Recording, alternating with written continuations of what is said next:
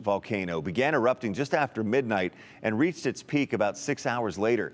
Ash covered an area of about 41,700 square miles.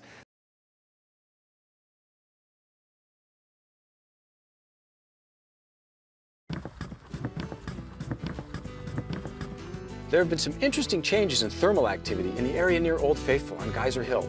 Geysers and hot springs are some of the most dynamic geologic features on the planet. They're always changing, and sometimes that change happens in places that we can actually see and appreciate. Old Faithful, one of the icons of Yellowstone National Park and probably the most famous geyser in the world. But how faithful is it really? Old Faithful is actually not faithful in 3 different ways. Today, it erupts every 94 minutes, give or take about 10 minutes or so. That happens 98% of the time. The other 2% of the time, there's just 65 minutes between eruptions. That happens after very short duration eruptions, almost like Old Faithful doesn't completely empty itself. When that happens, there's a shorter time between eruptions. So if you happen to be here and see maybe an unimpressive eruption, wait around 65 minutes or so, and you might see a more impressive one. Another way in which Old Faithful is not entirely faithful is in looking over the decades. Now, when Old Faithful was first scientifically documented in the 1870s, it was erupting every 60 to 70 minutes. But as we just discussed, now it's every 94 minutes. What happened? Up until the 1950s, that 60 to 70 minutes was maintained, but there were a series of earthquakes that caused the time period to lengthen.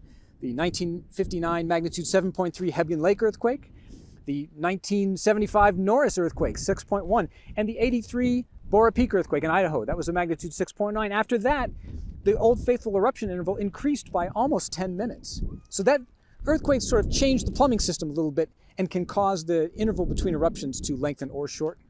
A third way in which Old Faithful is not entirely faithful is looking over centuries. There's actually evidence that trees were growing in the Old Faithful mountain. Now, clearly nothing's growing there today, and for good reason. Nothing can grow in all that hot water. So the fact that there were trees growing at one time means that Old Faithful must not have been erupting. Now, by dating those trees, we know that they grew from about 650 to 800 years ago. So there was a time period, hundreds of years ago, when Old Faithful must not have erupted at all. Now this corresponds to a time period of great drought in the west and southwestern US. In fact, it affected many indigenous cultures at the time. So it appears that during time periods of drought when there's not much water available, Old Faithful might go completely dormant, not erupting at all. This is actually reasonable given what we see today. When rivers are running high and there's a lot of water, the interval between Old Faithful eruptions is a little bit shorter than if the rivers are lower and there's not as much water, only by a few seconds to minutes. But water availability clearly makes a difference. This really emphasizes the dynamic nature of Yellowstone's hydrothermal system. These systems are always changing.